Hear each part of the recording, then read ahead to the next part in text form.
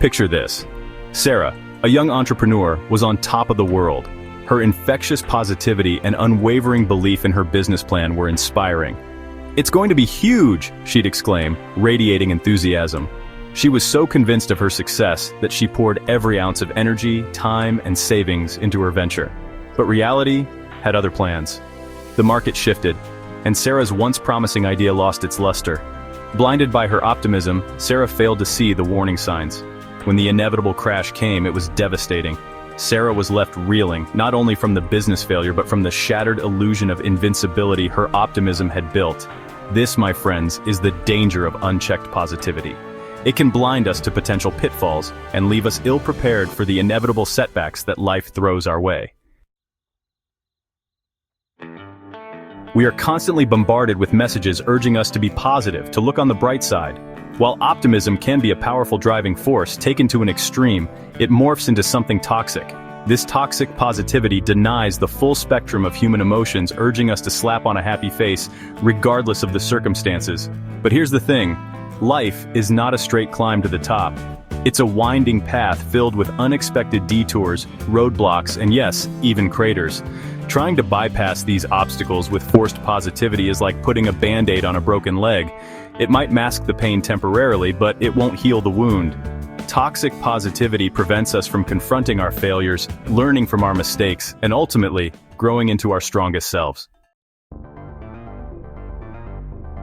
Believe it or not, your brain is wired to embrace the negative. Neuroscience tells us that when we experience setbacks, our brains release cortisol, a stress hormone. While too much cortisol can be detrimental, in small doses it acts as a potent motivator, pushing us to learn, adapt, and find solutions. Suppressing negative emotions, on the other hand, actually impairs our problem-solving abilities. A study by the University of California, Berkeley, found that individuals who suppressed their negative feelings performed worse on problem-solving tasks compared to those who acknowledged and processed their emotions. In essence, by attempting to bypass the negative, we rob ourselves of the very experiences that shape our resilience and resourcefulness. We short-circuit our growth and limit our potential. Section 4. Flipping the script, turning setbacks into superpowers. Failure is not the enemy, my friends. It is the raw material from which we forge our greatest triumphs. The key is to change our relationship with failure, to see it not as an end, but as a powerful beginning. So, how do we flip the script and transform setbacks into superpowers? It starts with shifting our perspective. Instead of viewing failure as a reflection of our worth, we need to embrace it as an essential feedback mechanism. Each misstep, each stumble, is an opportunity to gather invaluable data. It's a chance to analyze what went wrong, identify areas for improvement, and refine our approach. Section 5. The power of the failure resume. One powerful tool I use to reframe failure is what I call the failure resume. This is not your typical resume. It's a document where you chronicle your setbacks, both big and small. For each failure, write down what happened, what did you learn from the experience, and how will you apply this lesson in the future. This exercise helps you extract valuable insights from your setbacks and transform them into actionable steps for growth. It's about owning your mistakes, learning from them, and using them as fuel to propel you forward. Section 6. Embracing the failure as the foundation of success. Think of any successful individual and I guarantee they have a string of failures in their wake. Oprah Winfrey was fired from her first television job.